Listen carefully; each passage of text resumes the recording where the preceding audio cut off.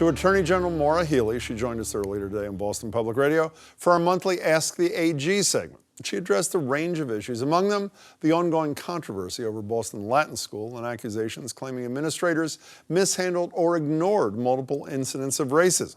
Last week, as you know, both the headmaster and assistant headmaster resigned their posts as the school has been under investigation by the city and federal officials.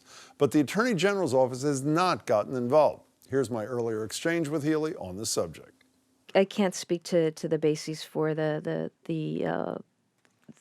involvement of the federal government. But your non-involvement is because you don't think that any state laws are broken. Obviously, is that a fair statement? Based on what I know, we haven't looked at it that way, Jim. I mean, I think this is just another situation where, if there are.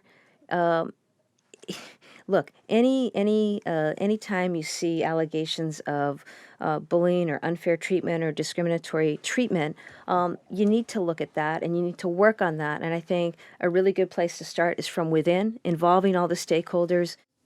The Attorney General also weighed in on today's Boston Herald editorial entitled "Healey's Exxon Jihad," referring to an LA Times report that found ExxonMobil had internal research for decades on the negative impact of fossil fuels.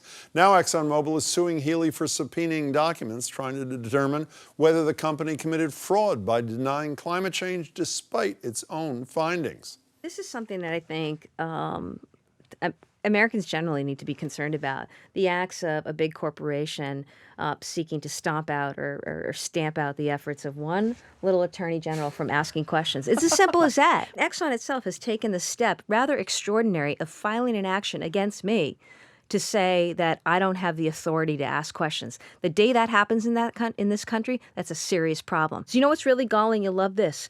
Exxon's using the First Amendment, that I am interfering with Exxon's First Amendment right. I don't know how they get there, but that's what they've articulated, and they're coming at us hard. She got pretty worked up about that. To wrap things up, though, at the end of the interview, I went for the jugular, asking the really hard questions other hosts wouldn't dare to ask. Attorney General Healey, it's good to see you. Thanks so much. Well, thanks so much for having us on. You a hot weather person or you're not? I love hot weather. I love cold weather too.